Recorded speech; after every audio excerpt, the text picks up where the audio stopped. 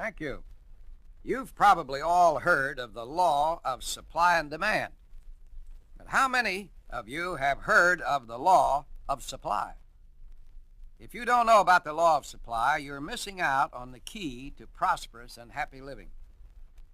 It was my lovely wife, Ruth, who first discovered this law for me. But it wasn't till years later that a fine educator found the right name for it. If ever anybody ached to know the secret of success, it was I. As a boy, I worked my way through school running a dumb waiter at the Boston YWCA. Afterwards, I made a fair salary in Syracuse. But most of the money went to pay off the heavy debts of my own education. At the same time, I managed to put my younger brother through college. One thing was for sure, I wasn't able to save a nickel. When Ruth and I got married, we really started on the proverbial shoestring, and a well-worn one at that. But Ruth wasn't despondent, not even for a second. "Let's just keep on working and trying," she said. "You'll see.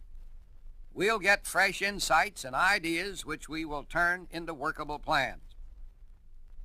Well, 30 years have gone by since that night, and neither Ruth nor I have even missed a meal.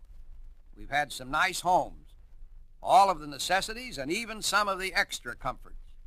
We've raised and educated 3 children who have given us nothing but joy. We've traveled all over the world, made many wonderful friendships, and had more than our share of prosperity. A friend of ours put the way we had tried to live and work in a simple sentence. Let me tell you about it in a moment. A while ago, Ruth and I visited Dr. Frank Boyden, headmaster of Deerfield Academy, an outstanding school for boys. He told us how he had built this great institution from practically nothing. In the early days, Dr. Boyden was beset by every kind of adversity. Time and time again, he had close brushes with bankruptcy. "I'm sure the bank wrote me off 100 times," he said. "But funds always came." "How did you do it?" I asked admiringly. "Through the law of supply," he declared.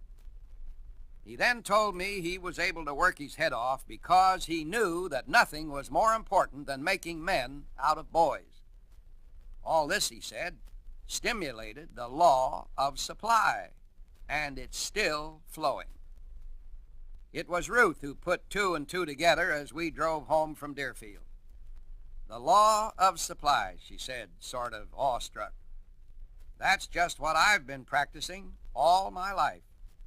This is our big secret of living."